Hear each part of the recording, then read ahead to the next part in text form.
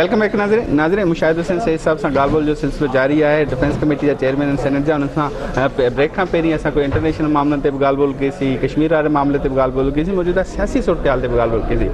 सिंध जे हवाले सां ॻाल्हि ॿोल कंदासीं ऐं सिंध सां हिननि जो मुशाहिद साहब जो वॾो गहरो तालुक़ु आहे। माज़ी में वॾी एफिलेशन्स रहियूं आहिनि, हींअर बि आहिनि, ज़ाहिरी ॻाल्हि आहे। त मुशाहिद साहब सां कुछ सिंध के हवाले से ॻाल्हि ॿोल कंदासीं।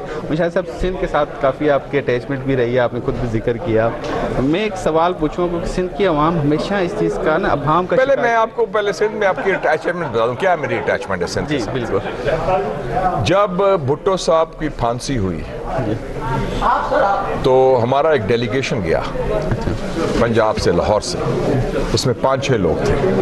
हमने यकजहती का इजहार किया गड़ी खुदा बख्श जाके भुट्टो साहब के 40वें में। उसमें मैं भी था, उसमें 77 में नहीं 79 में 40वां था। भुट्टो साहब की फांसी हो चुकी थी। हमने एहतजाज भी किया, हमने यकजहती का इजहार किया कि ये ज्यादती हुई है। ये जरूरत क्यों महसूस हुई? क्योंकि मैं समझता था भुट्टो साहब एक नेशनल हीरो थे और उनकी फांसी देना ज्यादती थी और जुल्म था और ये कानून की धज्जियां उड़ाई गई। तो मैं हालांकि सरकारी मुलाजिम था, बाद में मेरी छुट्टी भी होगी उसके बाद। जनरल ज़िया के खिलाफ चले गए थे। हाँ, तो क्या उस वक्त तो लगता था ऑक्यूपाइड टेरिटरी। हम जब गड़ी खुदा बख्श पहुंचे लाड़काना में, एस्टेब्लिशमेंट नाराज नहीं हुई? सब नाराज हुए थे। मैं खुद फारग हो गया था जॉब से और भी लोग। तो हमने कहा स्टैंड सही लेना चाहिए। भुट्टो साहब नेशनल हीरो थे, वो बानी थे पाकिस्तान के न्यूक्लियर प्रोग्राम पे। उनको फांसी देना एक सियासत की वजह से दी गई और ज्यादती। तो ये पहली दफ़ा मैं उसको लड़काना गया, हम राहत ठहरे। वो PIA का एक होटल होता था लड़काना में, वहाँ ठहरे थे हम। और फिर गड़ी खुदा बख्श हम गए।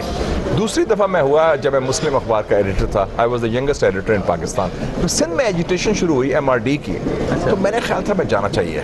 मैं गया, मैंने कराची के दोस्तों से पूछा, जर्नलिस्टों से, कि मैं सिंध जाना चाहता हूँ। कहते नहीं अभी ना जाएँ, अभी तो हालात बड़े ख़राब हैं, पता नहीं क्या हो रहा है, अभी सिचुएशन देख ले।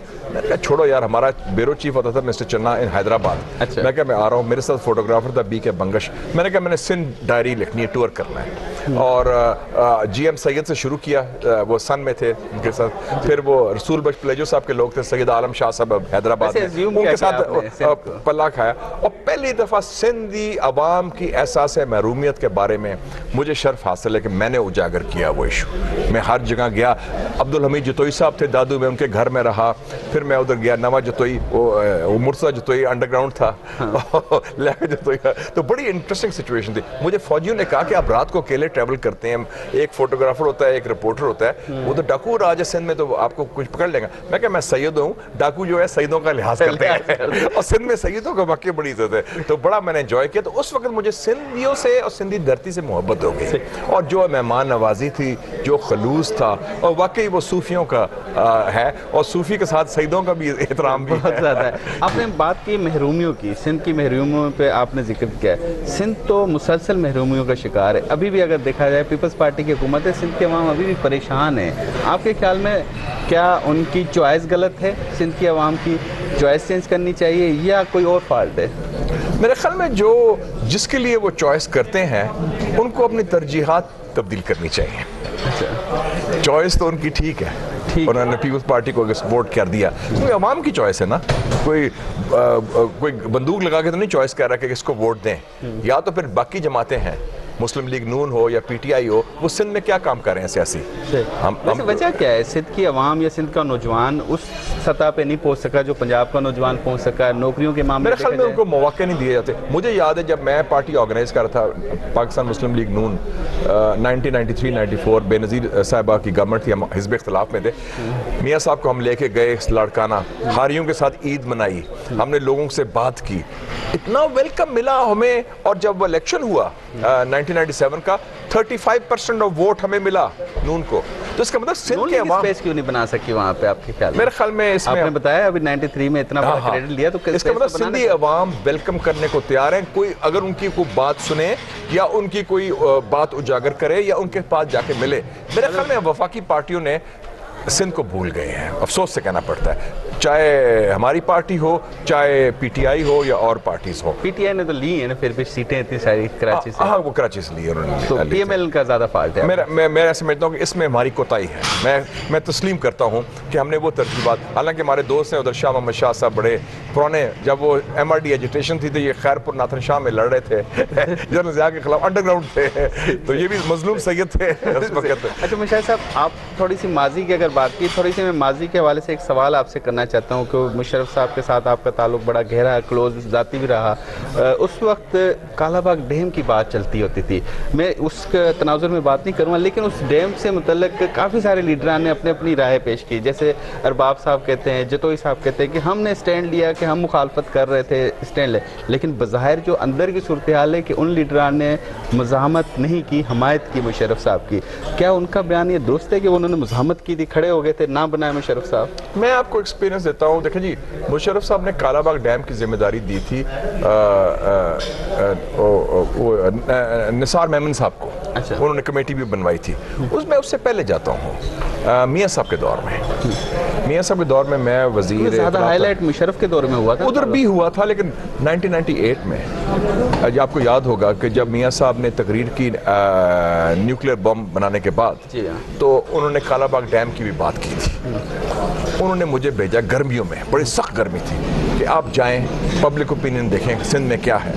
मैं मिला तो मेरी डॉक्टर कादर मगसी साहब आए। मैं कहा मैं चाहता हूँ अपना मौक़िफ़ दें, डिबेट हो कालाबाग डैम पर।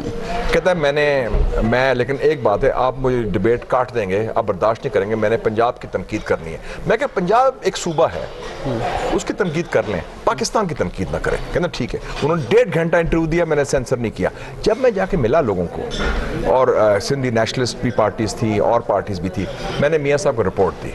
मैं कहा अब कालाबाग डैम नहीं बन सकता, सियासी तौर पर इट इज़ नॉट पॉसिबल, आप मुतबादल ऑप्शन की तरफ जाएं। और यही बात मैंने मुशर्रफ साहब को की थी कि अब उसका बनना बहुत मुश्किल हो गया है। तो इसमें क्योंकि जो राय आमा है सिर्फ सिंध नहीं, उसमें खैबर पख्तूनख्वा का इशू थी नहीं, लेकिन वो जो लीडरान जो साथ थे मुशर्रफ के, वो जो अभी क्रेडिट लेते हैं कि हमने स्टैंड लिया, वो दुरुस्त है? क्रेडिट की बात कर रहा हूँ। हमेशा मैं हमेशा कहता हूँ क्रेडिट, जब अगर कोई खुश हो जाता है क्रेडिट लेने से, आप लेने दें उनको, आपको क्या है। मतलब क्वेश्चन है कि ज़मीनी हक़ाइक़ इसका फैसला करते थे, तो कोई एक शख्स या दो शख्स नहीं।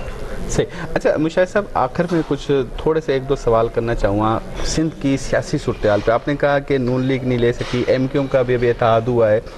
इन फ्यूचर आप PTI, MQM, नून लीग और पीपल्स पार्टी को सिंध की पॉलिटिक्स में कहाँ देख रहे हैं? मैं समझता हूँ सिंध बहुत अहम है पाकिस्तान की फेडरेशन में, बल्कि सिंध ने तो सबसे पहले स्टैंड लिया था पाकिस्तान के लिए 1938 में। जी मैं जब मिला GM सैयद साहब से, उन्होंने तो मुझे को 20-30 खत दिखाए, कायदे आज़म को खत लिखे हुए, एक्सचेंज ऑफ लेटर्स।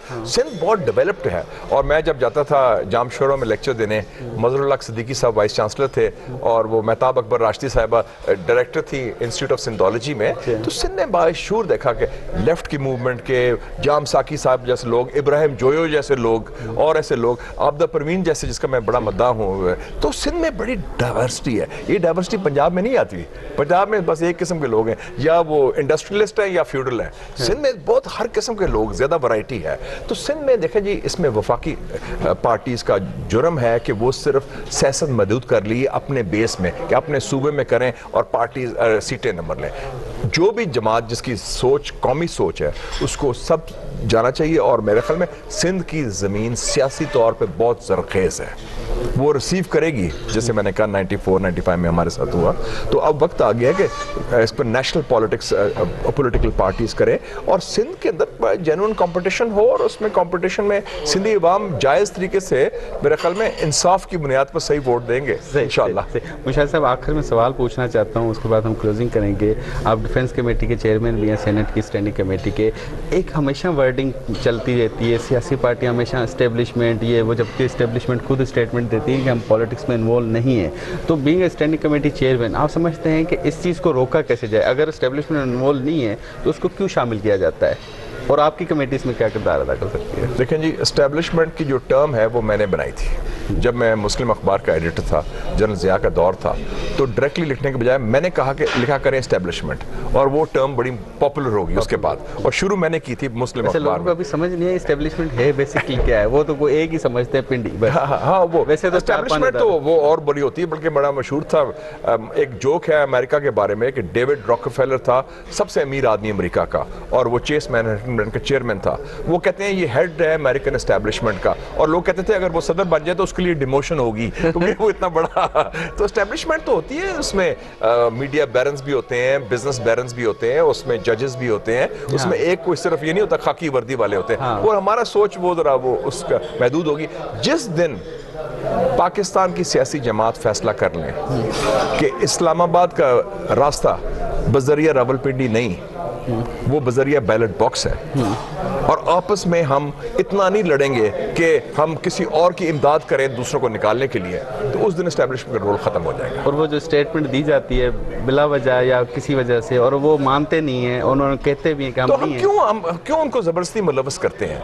अफसोस तो ये है कि हम करते हैं, सियासी पार्टियां बिल्कुल करते हैं, हम खुद करते हैं। जब हमें जरूरत पड़ती है तो हम उनकी इमदाद लेते हैं, जब हमारे साथ नहीं होते तो फिर हम उनके खिलाफ होते हैं, जब हमारे साथ होते हैं तो हम खामोश होते हैं। ये दौरे में ये दोनों तरफ खत्म होना चाहिए। बिल्कुल एब्सोल्युटली, ना वो इमदाद करे ना हम इमदाद लें। नहीं तो आप इमदाद मांगेंगे तो वो देंगे ना। अच्छा, आप ना बिना मांगे नहीं देते हो। बिल्कुल, आप खुद मांगते हैं, कहते हैं मुझे सपोर्ट करो, मुझे ये बनाओ, मुझे ये वो करो, दे देते हैं बिना मांगे। वो देंगे बिल्कुल सही। वो फिर वो अपना रोल अदा करते हैं। तो और दूसरी बात है कि कोई चीज में खला नहीं होना चाहिए। वैक्यूम होगा तो वैक्यूम कोई और फिल करेगा। तो सबक हम सीखें, गलतियां तो हमने करनी है। मैं अपने दोस्तों को कहता हूं पार्लियामेंट में नई गलतियां करें, पुरानी गलतियां ना दोहराएं। बहुत बहुत शुक्रिया मुशाहिद साहब, आपने मेरान टीवी को अपना कीमती वक्त दिया। नाज़रीन, मुशाहिद हुसैन सईद साहब आज प्रोग्राम में खुसूसी गालबोल की सीन सागर पानी मेजबान मुदस्सर के इजाज़त। अल्लाह हाफ़िज़।